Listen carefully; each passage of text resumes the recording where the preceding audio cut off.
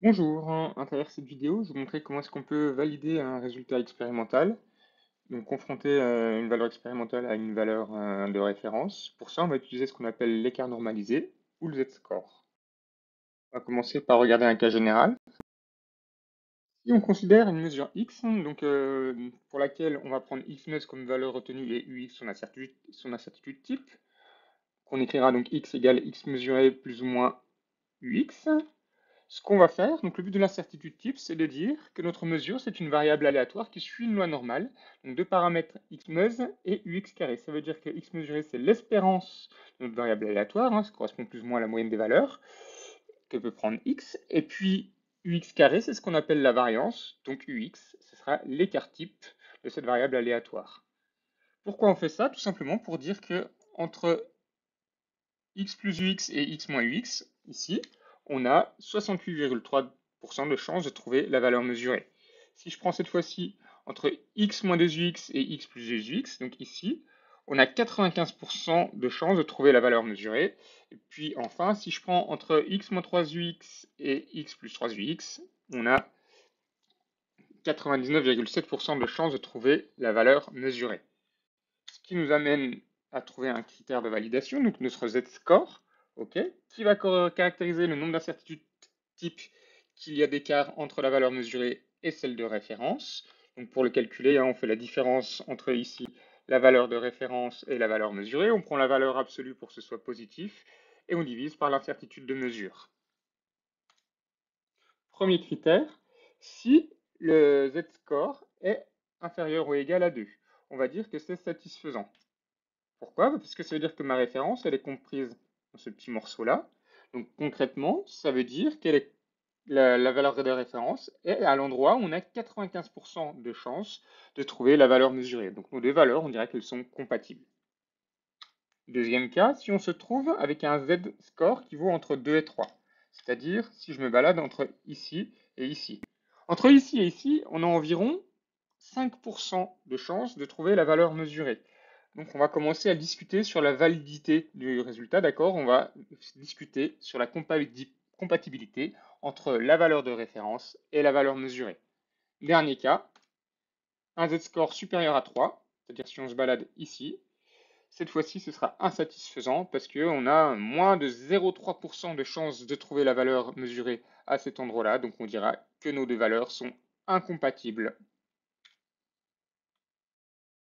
Ce que je vous propose par la suite, ça va être de traiter différents cas sur une première expérience donc, qui est la mesure de la distance focale d'une lentille. Tout simplement, on prend un objet le plus loin possible, d'accord, qu'on va considérer comme à l'infini. On va mesurer la distance entre la lentille et l'endroit où se forme l'image. Donc j'ai relevé trois cas qui correspondent à des mesures faites par différents élèves de première. Et puis, à la suite de ces trois cas, je vous proposerai encore deux autres exemples pour ceux qui veulent en savoir un peu plus. Donc, premier cas, donc on veut donc vérifier que notre lentille, c'est bien une lentille de divergence plus 3 dioptries, c'est-à-dire que la distance focale de référence, ça doit être 1/3 de mètre, donc 1/3 fois 10 puissance 2 cm. Donc le premier cas, on a des élèves qui sont certains de trouver la distance focale entre 32 et 35 cm, ce qui veut dire que la valeur de leur incertitude va valoir 0,86 cm. Et donc le résultat, on prend le centre de l'intervalle, on choisit de garder qu'un seul chiffre significatif pour l'incertitude, on obtient 33,5 plus ou moins 0,9 cm. Est-ce que cette valeur est compatible avec la référence? Pour ça, on calcule le z-score, je vous rappelle son expression. Donc si on fait l'application numérique ici, donc valeur de référence moins valeur mesurée divisée par la valeur de l'incertitude, on trouve un z-score, donc un écart normalisé qui vaut 0,2. 0,2, c'est inférieur à 2. D'accord? Donc ça veut tout simplement dire que entre la valeur mesurée et celle annoncée par le fabricant, on trouve 0,2 fois la valeur de l'incertitude. D'accord? Donc concrètement, si je regarde ce qui se passe graphiquement, la valeur que j'ai mesurée, elle tombe ici. Ok? Ici, j'ai tout simplement une fois l'incertitude type de chaque côté. Ok? On dit qu'on se place à 1 sigma. Ici, 2 sigma. Ok? Donc 2 fois l'incertitude type et 3 fois l'incertitude type. Hop, hop. Je regarde où tombe la référence. Paf, elle tombe ici. Ok, donc j'ai bien un z-score inférieur à 2. D'accord, on peut le voir aussi ici, hein. Si je prends mes valeurs de z-score, je tombe ici. Ok. Ce qui veut dire qu'en conclusion, il y a moins de 2 fois la valeur de l'incertitude entre la valeur mesurée et celle annoncée par le fabricant. On a donc 2 valeurs qui sont compatibles et on peut conclure, hein, que la lentille semble de bonne qualité et qu'on a bien réussi notre expérience, qu'on a bien réussi à retrouver la valeur de la distance focale de la lentille.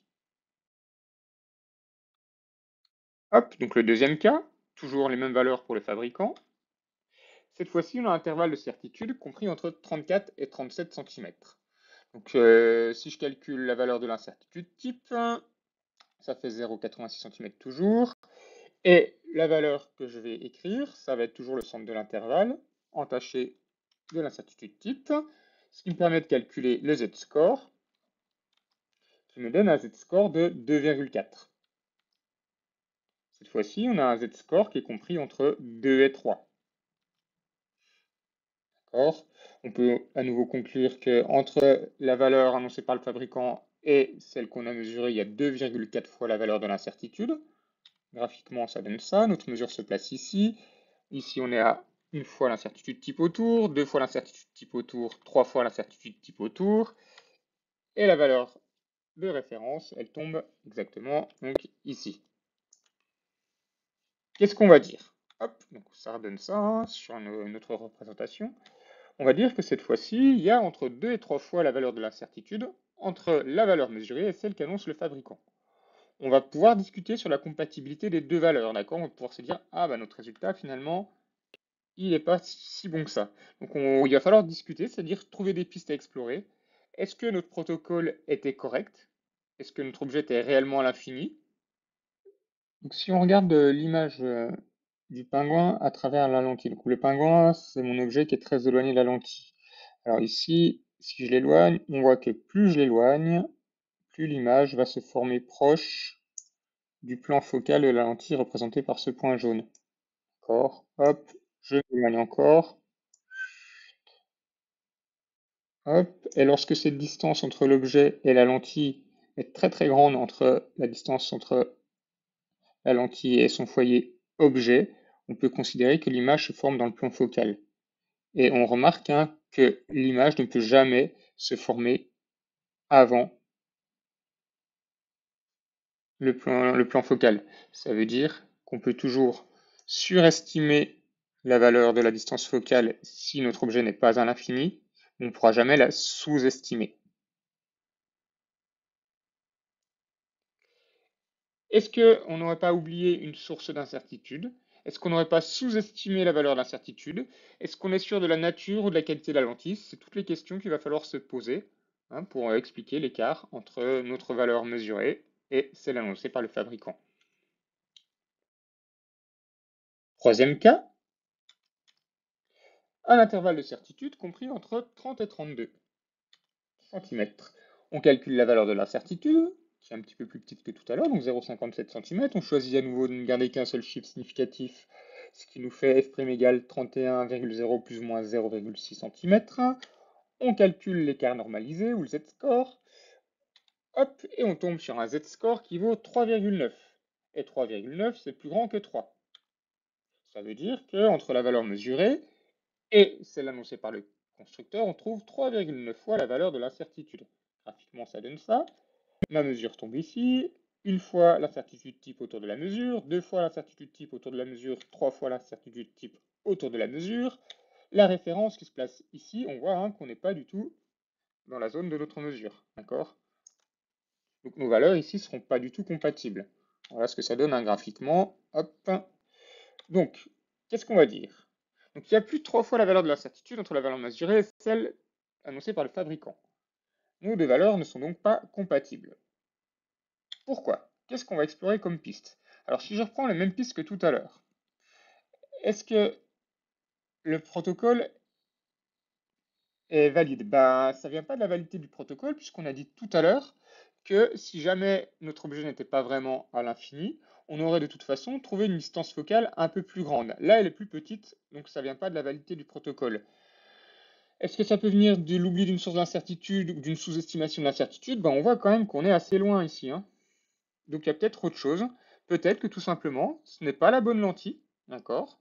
Ou la lentille est de mauvaise qualité. Alors mauvaise qualité, je pense que de là à avoir une lentille qui s'est déformée pour perdre autant, enfin pour être si différente, c'est pas la conclusion que je tirerais. On peut tout simplement dire peut-être que finalement on n'a pas pris une lentille de 3 dioptries, on a pris une lentille de distance focale de 30 cm et peut-être de 3,3 dioptries, d'accord? Il y a toujours un des problèmes quand on étiquette les lentilles au laboratoire.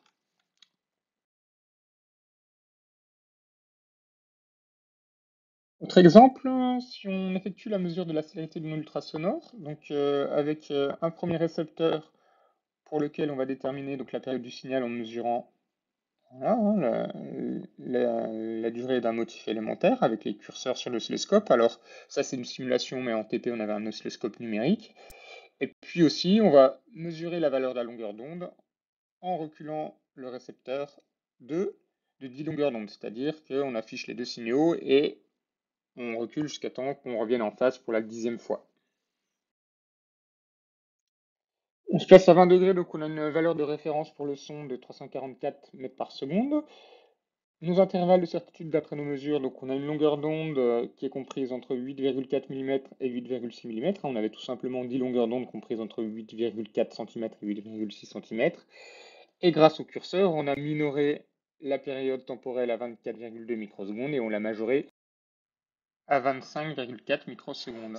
Qui nous amène, grâce à la méthode de Monte-Carlo, à trouver les résultats de la valeur du son et de son incertitude. Voici la méthode de Monte-Carlo donc pour calculer la vitesse du son et son incertitude associée. Donc ici, je prends la valeur centrale de l'intervalle de certitude sur la longueur d'onde, 8,5 mm. L'écart entre la valeur centrale et les deux bornes 0,1 mm. Je fais la même chose pour la période temporelle, donc le centre de l'intervalle est à 24,8 microsecondes, avec un écart entre les bornes de 0,6 microsecondes. Je lance le programme. Donc ici, on a nos tirages qui se font, c'est un petit peu long. Donc les 100 000 tirages pour lambda, avec une distribution uniforme. La même chose sur la période temporelle t, ce qui nous amène aux 100 000 calculs de la vitesse. On prend la moyenne, l'écart type, et on obtient donc nos résultats ici.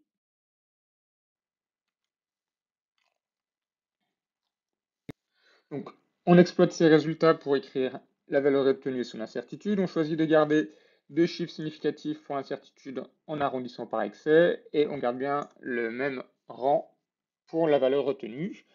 Ce qui nous amène à calculer le z-score, donc l'écart normalisé. On fait la différence, on prend la valeur absolue qu'on divise par la valeur de l'incertitude, ce qui nous amène à un z-score qui est égal à 0,22, qui est bien inférieur à 2. Donc on a 0,22 fois la valeur de l'incertitude entre la mesure et la valeur de référence. Hop, graphiquement, ça donne ça. Donc, notre mesure, elle se situe ici. Une fois l'incertitude type autour de la mesure, deux fois, trois fois. La référence se trouve là, autre représentation, celle-ci. Voilà. Ce qui nous amène à dire qu'on a moins de deux fois la valeur de l'incertitude entre la valeur mesurée et celle annoncée par le fabricant. On a donc nos deux valeurs qui sont compatibles. On a donc bien trouvé une valeur tout à fait cohérente pour la vitesse du son.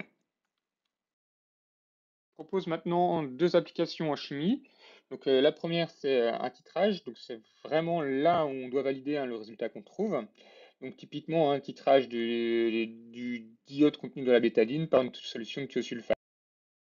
Donc, on sait que notre bétadine elle est à 10% en povidone iodé. Ça veut dire qu'elle a une concentration en diode qui doit être égale à 4,23 millimoles par litre. Expérimentalement, nos intervalles de certitude, donc le laboratoire me donne un encadrement pour la valeur de la concentration de la solution titrante. Ici, grâce à la tolérance de la pipette jaugée, on peut encadrer le volume de solution titrée qu'on a mis dans l'Erlenmeyer. Et puis ici, c'est l'encadrement qu'on trouve sur le volume équivalent avec nos difficultés à repérer le changement de couleur. On fait tourner une simulation avec la méthode de Monte-Carlo pour avoir la valeur de la concentration et son incertitude associée. La méthode de Monte-Carlo pour trouver la valeur de la concentration en diode et son incertitude type. Donc ici, dans V1, je rentre la valeur centrale de l'intervalle et l'écart par rapport aux bornes, donc 10,00 avec 0,02 ml d'écart. Ok. Pour C2, donc la concentration en ion thiosulfate, donc le centre est à 5 millimoles par litre, avec un écart de 0,02 millimoles par litre. Je fais la même chose pour le volume équivalent, avec une valeur centrale à 16,9 millilitres, avec 0,2 d'écart entre les autres bornes. Je lance le programme.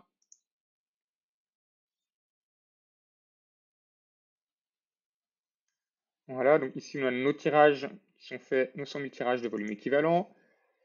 Ici on a nos 100 000 tirages de V1, nos 100 000 tirages de C2 et nos 100 000 calculs de la concentration en diode. Ce qui nous affiche le résultat ici de la moyenne et de l'écart type. On retient le résultat suivant, donc on va garder deux chiffres significatifs ici pour la valeur d'incertitude, on arrondit en excès, ok, on fait attention avec les rangs que tout corresponde bien, et notre résultat ce sera celui-ci, donc une concentration en diode de 4,224 à plus ou moins 0,031 millimoles par litre.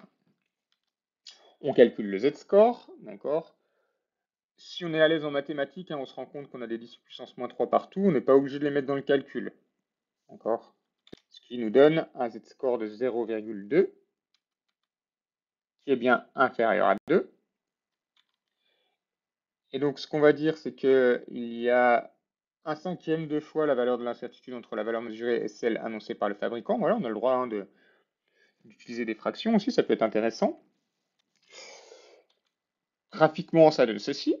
Donc notre concentration mesurée, une fois l'incertitude autour, deux fois l'incertitude autour, trois fois l'incertitude autour. La référence qui tombe ici, on peut faire cette représentation à nouveau. Voilà. Et globalement, on trouve qu'il y a moins de deux fois la valeur de l'incertitude entre ce qu'on mesure et la valeur annoncée par le fabricant. Donc on peut considérer que les deux valeurs sont compatibles et que dans ce cas-là, la bétadine semble plutôt de bonne qualité. D'accord? On dit semble parce qu'il peut toujours y avoir une erreur dans notre protocole qu'on n'a pas détectée. D'accord? On ne peut jamais être certain. On dit ok, ça tombe, ça semble bien tomber, mais ce n'est pas pour autant qu'on peut être certain que notre bétadine est de qualité. D'accord? Il peut toujours y avoir une erreur dans notre protocole qu'on n'a pas détectée. Dernier cas, la mesure du pouvoir calorifique de la paraffine. Donc, on prend une bougie, on la fait brûler pendant un certain temps, on mesure la masse qu'elle perd, et puis on regarde l'échauffement de l'eau juste au-dessus pour trouver l'énergie libérée par la bougie. Si je prends les expériences faites par 6 groupes d'élèves, ok, je vais créer le résultat là. Ici, je vais faire donc une incertitude de type A. Je vais aller chercher la moyenne, l'écart type. Je divise l'écart type par le racine carrée du nombre de mesures pour avoir l'incertitude type. À partir de la moyenne et de l'incertitude type, j'écris le résultat final. Donc le pouvoir calorifique de la paraffine, expérimentalement, on trouve 26,5 plus ou moins 0,8 kJ par gramme. Pour la valeur tabulée pour le pouvoir calorifique de la paraffine, normalement on doit trouver 43,2 kJ pour 1 gramme. Là je trouve 26,5 kJ pour 1 gramme, donc ça m'amène à calculer le z-score. Je fais la différence des deux, je divise par la valeur de l'incertitude. Donc on a un écart normalisé qui vaut 21, qui est largement supérieur à 3. Quand on trouve 21 fois la valeur de l'incertitude entre notre mesure et la valeur qu'on trouve dans les tables. Donc, graphiquement, qu'est-ce que ça donne? Donc, notre pouvoir calorifique se place ici. On a une fois l'incertitude autour, deux fois, trois fois, et la valeur de référence, elle tombe ici. Concrètement, elle est très, très, très, très loin. Si je prends l'autre représentation graphique, je ne peux même pas la représenter, elle est très, très loin, là-bas, à droite de l'écran. Comment est-ce qu'on conclut ça? On va dire déjà qu'il y a plus de trois fois la valeur d'incertitude entre notre mesure et la valeur tabulée. Les deux valeurs ne sont pas du tout compatibles. Maintenant, il ne faut pas rester là, il faut apporter un argument, il faut essayer de remettre son travail en question.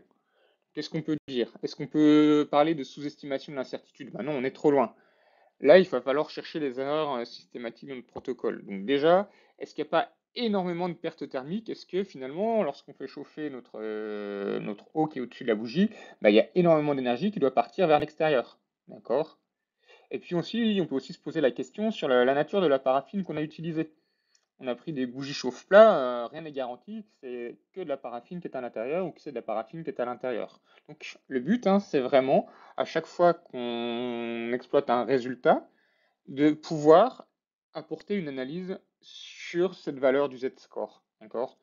Si on tombe sur quelque chose inférieur à 2, c'est assez simple, on peut dire que les valeurs sont compatibles et qu'on est plutôt content, sans pour autant qu'on soit sûr, hein, de notre résultat, hein, parce qu'il peut toujours y avoir une erreur qu'on n'a pas détectée. Par contre, à partir du moment où on n'est pas satisfait du résultat de notre z-score, c'est-à-dire un z-score supérieur à 2 ou 3, selon le cas, eh ben, il va falloir discuter, chercher pourquoi est-ce qu'on a un tel écart entre notre mesure et la référence. Est-ce qu'il y a un problème de protocole? Est-ce qu'on a sous-estimé l'incertitude? Est-ce qu'il y a un autre facteur qu'on n'a pas pu prendre en compte? Donc c'est là que ça va être intéressant et c'est là que ça demande de la réflexion. J'espère que cette vidéo vous a plu. À bientôt.